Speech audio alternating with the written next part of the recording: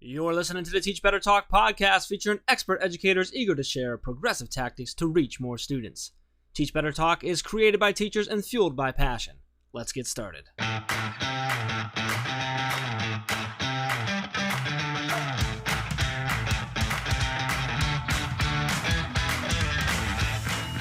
Hey everyone, welcome to episode 99 of Teach Better Talk. Gosh, I can't even say that without giggling. I'm Ray Hewart, and as always, I am with the idea-filled Jeff Gargis.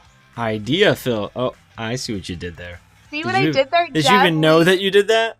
Well, I mean, they're going to know soon how I did that because the idea-filled is twofold. We had an amazing guest today that you're about to hear that really talks a lot about IDEA. But then, Jeff, you and I had an idea today that then took over my entire day. So I wanted to share a little bit about how that's out for people to see now. Yeah, let's do that. So, Jeff, can I tell the whole story? Like, our listeners are like family. Can I just go ahead. I mean, are you gonna tell it like the right way, or are you gonna complain about me? Like, what's the? No. I'm going to talk about how you called me with a problem and I found a solution because I'm smart. I called you. I did. I actually. Well, let's keep it truthful. You called me to bother me. I then shared a problem and then you rocked out. But I just want to make sure that we're all probably more true. Yes. So Jeff and I were looking at the amazing guest bloggers that continuously submit blogs to teachbetter.com, and we saw that there were so many, Jeff, that just had immediate positive impact for teachers. It was, educators that were writing blogs that were for the beginning of the year to support educators early on in their classroom, connecting with students. And we're trying to brainstorm how to get these out as quickly as possible to our listeners or to our readers at teachbetter.com because we wanted them to have access to these blogs before the beginning of the year started for them. So we decided to do a blog series on back to school. And I thought it was a great idea, even though Jeff thought it was going to, add work to his plate or something. But I think it turned out pretty well, Jeff. I'm just saying. And now they're released for everybody to go read. I did. So, so if you go over to teachbetter.com, they'll be right there on the homepage about midway down. But you can also go to teachbetter.com/blog, and it's there. There are 9 of them. There are 9. Originally, Jeff told me I could make 6, so I made 9. I know, which is how things go. But you're covering everything from how to working with parent connection, through video, ways to support your new staff, stuff on social media. Student engagement, leadership, relationships. There's just so many cool things about restorative practices. These are 9 just powerful blogs. And can we for a second just give shout out to some of the guest bloggers that are in there? Absolutely, because we have awesome guest bloggers. We are so fortunate to have just this group that's growing every month of these amazing educators that just want to share and help others. So I think we should give a shout out to some of the ones that are included in here. What do you think? Yeah, I would like that. Okay. And what I loved is that each blogger focused on a different expertise, a different tip for teachers, which is why I love that we're able to include 9, even though you only wanted 6, because there's so many different areas that we need to focus on early on throughout the year. So I love that we were able to highlight so many of them at the start. So I have to celebrate. Jeremy Wrinkle has been with us for a while, but he did a great blog on 3 ways to create a safe and peaceful learning environment. And it's just such a good read. Yeah, it really is. Can I do one? Oh, please. Are you going to do Christine's? I'm gonna give a shout out to Christine Witcher. She's at Floop.edu, one of the co-founders of Floop, which is an awesome app if you haven't heard of it. But she did 6 takeaways, like how raising a puppy is making her a better teacher, and 6 takeaways for your classroom. It's really cool. She's got an adorable dog that she's been raising, and the way she ties it into that is just super cool and creative. Absolutely. I thought it was adorable that we could talk about dogs and education all in one blog. I really liked Matt Josephs. I know he's been blogging with us for a while. I've actually blogged with him on a few other websites, but he did one focused on administration, which is on increasing your efficiency in leadership. And he just did a really great job kind of giving some tips and tricks to our administrators. Yeah, and then I think this is Maribeth's first, Maribeth Damar. Yes, it is. So her first with us, which is awesome, and it's Stewards of Their Journey, Promoting Student Engagement and Autonomy. So like, excited about that one. I love the blog image that you did for it. It's really cool. So I think that's a great one. So first one out for her. So we're super excited to have her now blogging with us as well. Can I just share one? I know I'm not a guest blogger, Jeff, but one I'm really excited for for administrators to see are 4 ways to support new staff in the building. I think it's so challenging for our admin teams that are kind of juggling students and staff and student teachers and all these new things going on in the building. These are 4 really easy steps you can take throughout the entire year to make sure everybody's comfortable and becoming a part of the family. So I hope that adds some value to those administrators we have listening. Absolutely. As long as we're talking about numbers, how about busting 2 myths about restorative practices? And that's from Jeffrey Austin.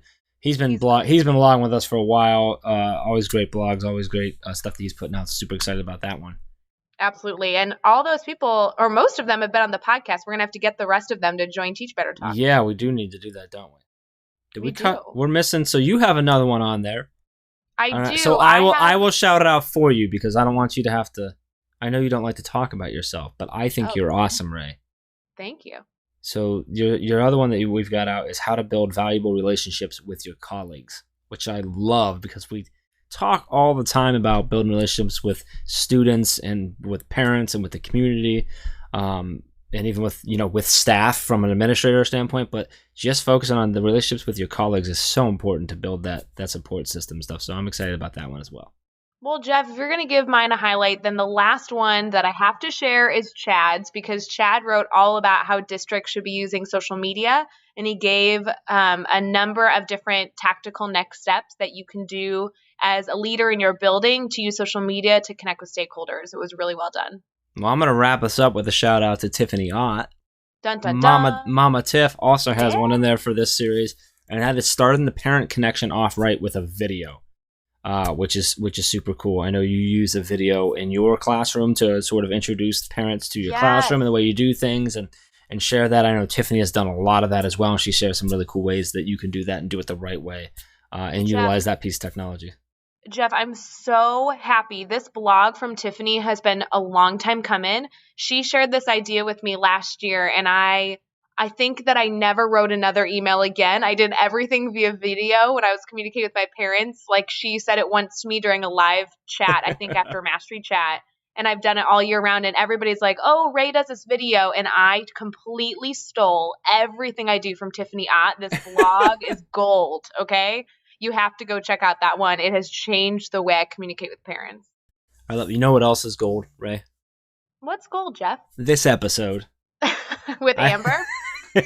I don't think I've done a horrible transition like that in a while, so I'm super glad that came out the way it did. Yeah, so let's talk about the episode real quick. Amber Heffner she's actually the executive director of the Illinois Digital Educators Alliance, which is IDEA or IDEA, which was formerly ICE, which I know you've done a lot with ICE in the past. And you actually met Amber not too long ago in person, which was awesome. But so if you don't know, IDEA, it's a nonprofit organization dedicated to providing professional opportunities to educators all throughout Illinois. And I think she actually talked about how they're actually expanding beyond that as well. So Amber's got she's got a cool. She kind of takes it through her. I was super happy that. And not this, I assure you, I'm not patting myself on the back. I'm just really excited and happy that I asked her to share like her journey of how she got to this position, because she talks about her background as a coach, as a teacher, as a counselor, as an administrator, and all these different things, and how all these different roles kind of like brought her to where she is and gave her what she needed. She's got her master's in science and counseling.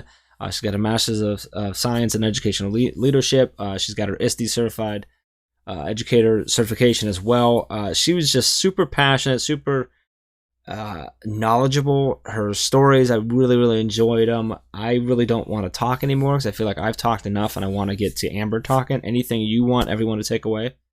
No, besides that, Amber's just outstanding and you should soak up this episode. I just want to get straight into that value. Let's go. All right, episode 99 with Amber Heffner. Hey, what's up? It's Jeff. We're going to get right back to the episode, but how does $50 sound? Head over to teachbetterconference.com, look for the 2-day registration, put in a discount code, podcast talk, and you're going to save yourself $50 off registration. We're going to see you November 8th and 9th at the Teach Better Conference. And right now, let's get back to the episode.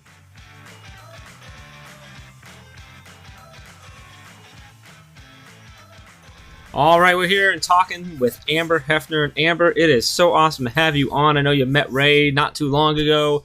She's been so excited to have you on the podcast since that day. So it's finally here. We're super excited. Before we get going here, I just need to ask you, how are you feeling right now? I'm excited. Thank you so much. I'm honored to be a part of this. Love talking with passionate educators. So I'm excited. Amber, I know that we are going to have so much to share. I was just listening to a different podcast that you were featured on, and you just always share so much value about education. And obviously, you're in Illinois with me, so I love it. But we're going to start by talking about you for a minute. That way our listeners can kind of get that full picture. So would you mind sharing kind of all that you do? And good luck, because you do a whole lot. Oh, well, thank you. Yes, I loved sharing about what I do. When people ask me, I say I have the best job in the world because I get to work with passionate educators every single day. So that doesn't happen very often in anyone's world, but I'm so fortunate that it does in mine.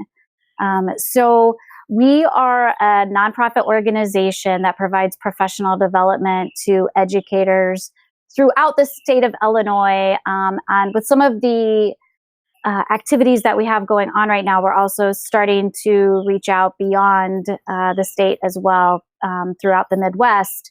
So I work with a team of 4, and then a large team of volunteers across the state of Illinois to help provide opportunities for learning in various different ways to educators. So we do face-to-face trainings, we do webinars, we do book studies, we do one-day workshops, half-day workshops, a variety of things that meet the needs of our learners. So with our organization, we have chapters across Illinois. So it's volunteers that run those chapter events. So it's really exciting to get to see a variety of things that happen across the state in education, whether it's Northern Illinois all the way to Southern Illinois. And we design our events to meet the needs of the educators in those areas, because as you can imagine, there's various different levels of technology access and devices in the districts or in the classrooms. So it's been an incredible almost 5 years now that I have had this opportunity, and I love every single minute of what I do. That's awesome. Amber, I'm wondering if maybe you can kind of share the story with us of how you got to the position of executive director, sort of how you made your way to there. I'm sure a lot of listeners who are thinking, oh man, I want to love my job like that, or I'd love to be a part of this organization. I'd love to be in that spot somewhere, sometime down my career. What steps do I need to take? What do I need to be looking out for? What should I be doing? Is there certain levels of education that I need to get in line? What's the way to get to that position? Yeah, great question. So there's actually a couple of different ways, and part of it depends on the organization. So in my situation, we're a nonprofit organization in the education realm. So my background is actually in education and not necessarily nonprofit organization. So my journey was as an educator from the beginning. So I was a classroom teacher. And then after about 5 years in the classroom, I realized that at that point in time in education, not that I understood it now looking back on it, I find it very interesting that I felt, that being a classroom teacher I wasn't getting the opportunities to interact and kind of be what I wanted to be as a teacher in the classroom. So I went back and worked on my master's in counseling. So I became a school counselor, and I did that for almost 10 years, and then went back again during that time and decided now I want to go to the next level, and I want to work with educators from a leadership perspective. So I got my master's in educational leadership and became an administrator. In my years as an administrator, I had the opportunity to become director of technology at a high school district. And that's when I first started really getting my taste of educational technology, and the power of, what technology could do to really transform education. And during that time, I got involved with the organization. And at that time, we were Illinois Computing Educators. And I loved the volunteering that I did with with the organization. And the executive director at that time then had decided to retire, and the position came open. And I decided to go for it. It was a little bit out of my comfort zone, and but the experience that I had in working with the organization and talking with some of my mentors, I decided to go ahead and go for it, and here I am today. So, later on, I know we're going to talk a little bit about failure, and I do have to say that I think some of my failures put me in the steps and on the journey to be where I am today. So I'm very excited. So you led us perfectly into that. So that's my next question. So I love that you share the story, because it showed you've been in a bunch of different roles, different positions, and different experiences throughout your career to get where you are. So I knew, as you're saying that, I'm sitting there going, she's got lots of stories for failure. I know it. So I'm loving it. So you knew it was coming. Obviously, you've thought of at least one that you want to share with us. So share with that a time for us, that you've had a failure, and sort of what happened and how did you overcome that, and then what did you take away from that? Well, and I do, I love that you asked this question, because it really did, again, kind of put me out of my comfort zone, because even though I like to say failure is important, I think we still at times struggle to talk about those instances. So I love to be able to share this, and give the opportunity for people to think about how our failures really can impact, our futures. So as I was working on determining where I wanted to go as an administrator, I'd been an assistant principal, and anybody that's been an assistant principal knows that nobody wants to be an assistant principal for long. So I was fortunate that I did get to do a lot of different types of roles and responsibilities as an assistant principal. So it wasn't just discipline, but still a lot of discipline. So a principal's position came open in a district near where I lived. And I was very excited about it. It was a middle school principal position in a really nice, well-rounded community that reminded me of a larger version of where I had grown up. So I was very, very excited about it.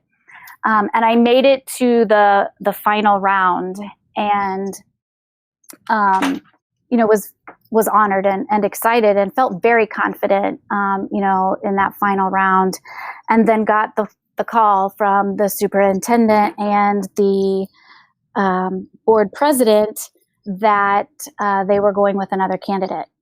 And I just remember feeling devastated. And, how could this happen to me? And at that point in time, it was the first job I had interviewed for that I had not gotten. So I had to do a lot of soul searching. I was also very fortunate that they were very open with me, and shared with me some of the reasons, why they went with the other candidate. And that did help frame it for me a little bit, because there were a couple of things that essentially were out of my control, in regards to that. But it really made me reflect, on a lot of things, on my past experiences and on opportunities of, what may come. Because within 2 weeks, another administrative position in that same town came available at the high school instead of the middle school. And, it was a much better fit for me. And now, obviously, it's easy to look back on it now, but that position is truly what gave me the opportunity to be director of technology and put me in the place where I am today. So I do often share that story because sometimes when we fail, not always do we necessarily know the path that failure is going to lead us to. But, many, many times it does take us to a place that maybe we wouldn't have been had we not, had that failure. That is so the truth. And I always seem to forget when I'm in the classroom and I'm struggling with a certain piece of like content or like the plan for the future. It's so challenging to have that perspective in the moment that, kind of that mentality of everything happens for a reason. There's probably always another door that's going to be opening. That's probably the right door. And your story just totally, I absolutely understand how that must have felt. I'm so glad that first opportunity didn't work out so that the second one could really get the ball rolling on where you are now. It's unbelievable. It is. It really is. And, I think now, to your point as well, Ray, if I were a classroom teacher again and I thought about that experience, I really think it would change my perspective as a teacher. Especially in education today, because I feel that, we have to really look at how we are facilitating education, and that opportunity to, as a teacher, as a classroom teacher, fail and your students see that failure, and that understanding from your students that, oh, wait, sometimes failure has to happen to move forward. Absolutely. I wish I would have had that experience at a younger age, because I think it can be very empowering, and really give students a chance to learn in a whole different way that they wouldn't experience otherwise. Well, I can not only say that I'm so excited for what you're working on now, but I really enjoyed learning about your background. I wasn't aware of everything you've been able to do in education. I think that well-rounded mentality has really led you to being successful in your position and how you're able to work with teachers now. I mean, I've attended the many events that you've been a part of, and we didn't meet until recently, but I have just continuously learned from the amazing educators that you work to bring together. As you think about education, obviously you've connected with, thousands of teachers thus far. What's really fueling your fire and getting you excited about education and everything going on in kind of our world, but also, our state? Right. Well, and funny that you said that. We're hoping within the next week that we announce our keynote speakers for our 2020 conference. So I was speaking with one of them today, and they shared about how they have never been at our conference, but they follow it on Twitter. And, as they've been looking at being the keynote, continuing to follow us on Twitter and our social media and different things. And they said, like, you can pick up on the passion that the educators in your organization have.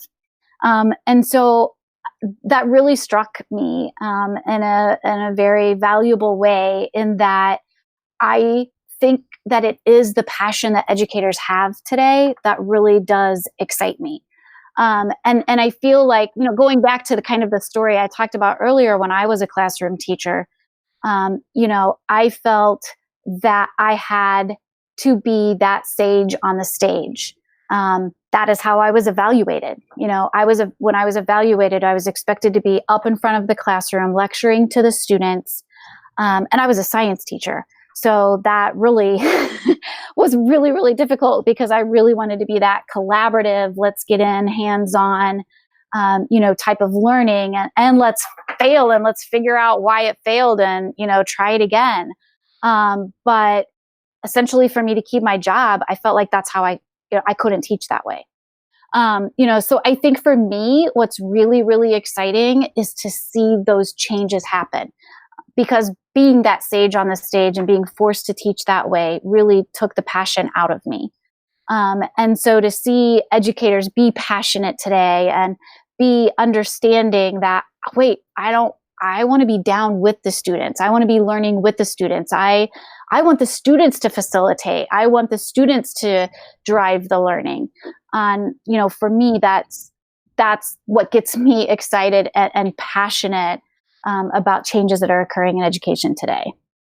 Amber, I have my next question I want to ask you is about advice, but I have to share with you, and Jeff, I promise I won't go on a tangent, but when you talk about your keynote speaker, kind of seeing on social media how powerful this conference is, I can tell you firsthand, your conference, which at the time was known as ICE, was my first conference I ever went to as a teacher.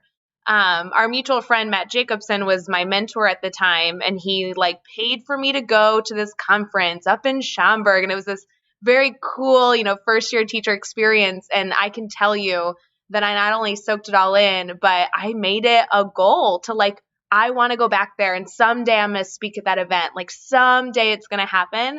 So being a part of it this past year, I was it was like a bucket list item, check. So cool. That's so awesome. Oh, thank you so much for sharing that. And I mean, that makes my day. That is what we want every educator to feel at all of our events, not just our conference, but every event, and, making those connections and, finding your tribe. Absolutely. Well, that blends really into this next question about advice, because I want to ask you what advice you have for new teachers. I mean, obviously this can be in any realm of new teacher, maybe they're entering into their first job or they're a few years in, but what advice do those teachers need to continue on this kind of journey of, really getting into the learning with the students and building their tribe to find their people? Absolutely. And I would say it's building relationships, both relationships with the students and relationships with other passionate educators. So I see it as being twofold. But to me, relationships are the foundation of what every educator should be doing in education. I remember my first year of teaching, I was in a very small district, and it was a private school. So it was, a little bit different than the public experience I had under student teaching and, obviously my own public school upbringing. But I really developed this relationship with the students. And I remember the other teachers in that small district being like, what are you doing outside playing recess with the kids? Why are you spending time talking with them after school? And I remember thinking, why are you asking me that? Isn't that what we all should be doing? And I remember feeling just devastated in my first year of, why is it wrong to be learning about these students and to be developing an understanding of who they are as individuals?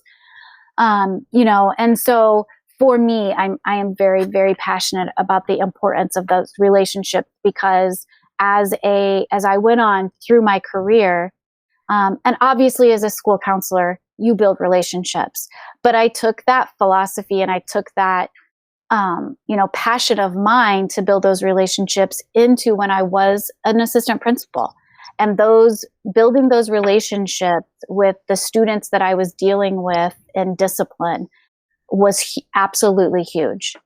I was able to get, difficult students in a place to realize what mistake they had made, and how can they improve on that, and how can they change and not make those mistakes again. But if I wouldn't have taken the time to develop those relationships with them, it would have just been, here's your detention, or, here's your suspension, and move on. And that was never going to be my approach. And I fortunately was able to see the impact that could have on the students that I was working with. So I really think as a first year teacher, taking the time, I understand the content's important. I understand curriculum's important. I understand all of those things, but the progress your students will make in a year, if you take that time to build the relationships, will be twofold over just spending time on content and curriculum. And I think that, in order to, I work with teachers a lot also that are in places, in rural areas. And a lot of times those teachers feel on an island of their own. So I also like to share with new teachers, don't forget to take care of yourself and give yourself the opportunity to be around other passionate educators. Fortunately, in today's world, there's many ways to do that with technology. Twitter being one of them. It's so exciting to have the opportunity to kind of create your tribe, even virtually at times, if you can't have that tribe physically in your area on a daily basis. Mm-hmm. So find your tribe and find other people that think like you and are passionate like you and have the same philosophies as you. And don't forget to, it's okay, to reach out to them and ask for help or ask for a motivation or a boost when you need it. Awesome. I'm loving it, Amber. I want to take just a second before we go on to our next question here. If you wanted to, is there anything super exciting coming on soon with Idea that we can chat about? So this episode is going to come out, right at the start of September. Any upcoming things coming on for this school year that you're really excited about with Idea that we want to share out? Well, thanks for asking. I appreciate that, Jeff. We are looking at having a couple of workshops and conferences in the Central Illinois area in October. We're very excited that Ray's going to be one of our facilitators for that. So take a look at our calendar online for the specifics when that comes out. We're also doing our ISTE certification trainings. So we're very excited about the opportunities to provide the additional information and certification on the ISTE standards, really transforming, what you can do in your classroom today. And then we have some Wednesday webinars that we're putting out. So we're partnering with some of our partners. We just had one on drones. We have one on 3D printing. We're having one on Clever. And so a lot of Wednesday webinars coming up. And obviously our big event is in February with our conference. So by the time September rolls around, you'll be hearing who our keynote speakers are, our featured speakers, and our program will be out in October.